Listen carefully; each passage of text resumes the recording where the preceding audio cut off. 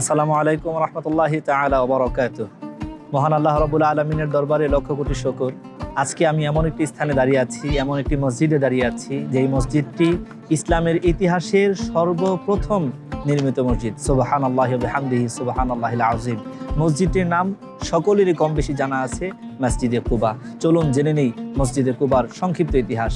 রাসূল আকরাম সাল্লাল্লাহু আলাইহি সাল্লাতু ওয়াসসালাম মক্কাতুল মুকাররমা থেকে হিজরত করে যখন মদিনাতুল মুনাওয়ারা এসেছিলেন, মদিনার দক্ষিণ প্রান্তে অবস্থিত এই কুবা নগরীতে আল্লাহর হাবিব 4 দিন অবস্থান করেছিলেন। ঠিক তখনই সাহাবাদেরকে নিয়ে এই মসজিদটি রাসূল সাল্লাল্লাহু আলাইহি সাল্লাতু ওয়াসসালাম নিজ হাতে ভিত্তিপ্রস্তর স্থাপন করেন, মসজিদটি নির্মাণ করেন।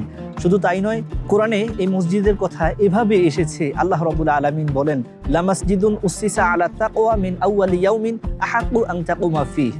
রাসূল আকরাম সাল্লাল্লাহু আলাইহি সাল্লাতু ওয়াসসালামকে আল্লাহ রাব্বুল আলামিন নির্দেশ দেন, যে মসজিদটি প্রথম দিন থেকেই তাকওয়ার উপর প্রতিষ্ঠিত হয়েছে, হে রাসূল, সেখানে নামাজ পড়াই আপনার জন্য অধিকতর উপযুক্ত। সুবহানাল্লাহ।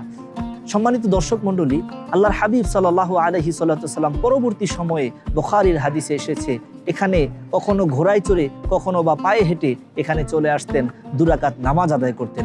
সুবহানাল্লাহ। এই মসজিদের ফজিলত সম্পর্কে আল্লাহ রাসূল সাল্লাল্লাহু আলাইহি সাল্লাতু ওয়াসসালাম বলেন, মান তাতাহহারা ফি বাইতিহি থুম্মা আতা মাসজিদা কুবাইন ফাসাল্লা ফিহি সালাতান কানা লাহু কাআজরি উমরাহ।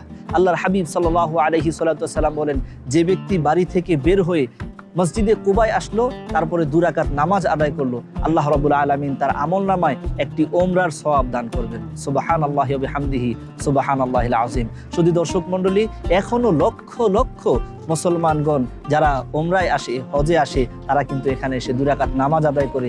আল্লাহ রাব্বুল আলামিন আমাদেরকেও এই মসজিদে এসে নামাজ আদায়ের তৌফিক দান করেছেন, আলহামদুলিল্লাহ। যারা আসতে পারেন নাই, সকলকে যেন আল্লাহ তাআলা ইসলামের প্রথম মসজিদে আসার তৌফিক দান করেন।